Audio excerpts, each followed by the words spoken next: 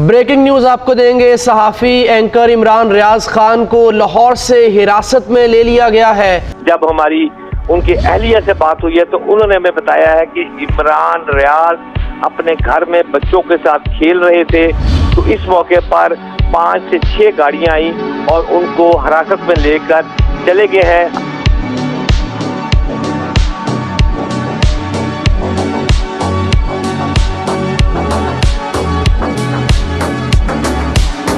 ये मरियम नवाज ने कहा है, ये आप याद रखिएगा, करप्शन मेरी रेड लाइन है, ये मरियम नवाज ने कहा है। तो मैं ये रेड लाइन याद दिलाता रहूंगा जब तक मरियम नवाज इस सीट के ऊपर विराजमान रहेगी। क्योंकि देखिए, पहली खातून वज़ीर आला आ रही हैं पंजाब में, वेलकम, लेकिन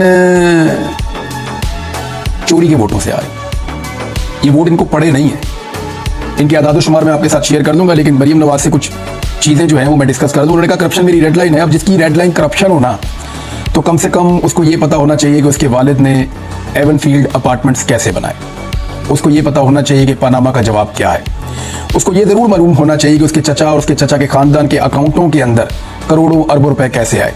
उसे कम से कम ये पता होना चाहिए कि चपरासियों के और ड्राइवरों के अकाउंटों के अंदर अरबों रुपए कैसे आए। जिसकी करप्शन रेड लाइन होना, उसे पता होना चाहिए कि कैलवरी फाउंट जो है उसके आने से पहले उसके अंदर एक पेपर छाप देना, वो भी एक करप्शन है। उसे पता होना चाहिए कि इंग्लैंड तो क्या पाकिस्तान में कहाँ कहाँ उनकी कौन कौन सी प्रॉपर्टी है।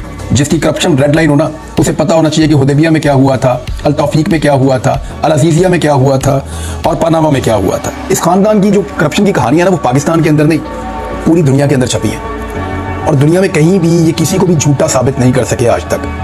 लिहाजा करप्शन को अपनी रेड लाइन कहने से पहले अपने खानदान की तारीख को देखना चाहिए था कि कहाँ कहाँ पे इनके ऊपर करप्शन के कौन कौन से एलिगेशंस हैं जो सिर्फ टेक्निकल बुनियादों के ऊपर रिजॉल्व हुए हैं। किसी जगह पे भी वो कोई सबूत पेश नहीं कर सके, कोई मनी ट्रेल नहीं दे सके, कोई रसीदें नहीं दे सके। तो ये जनाब इनकी पूरी कहानी है। मामला जो है वो कमिश्नर की ज़हनी हालत का नहीं है, मामला मुझे इनकी ज़हनी हालत का लगता है बेचारों की। क्योंकि इनको जैसे ही धांधली का नाम लो तो ये एक अजीब किस्म की कैफियत में चले जाते हैं। इनके मुंह से झाग निकलना शुरू हो जाती है फार्म 45 का नाम सुनते ही, और अजीब वही इनकी सूरत हाल हो जाती है बेचारों की। तो मुझे तो इनके ऊपर तरस आ रहा है। अगर ये हुकूमत बन भी गई, नवाज शरीफ को, उसके खानदान को नवाज भी दिया गया, तो क्या फ़ायदा। यानी अवाम तो इनको इक़्तिदार में देखने के बावजूद भी पाकिस्तान का हुक्मरान नहीं मानेगी। वो इसलिए कि लोगों ने इनको वोट ही नहीं डाला हुआ।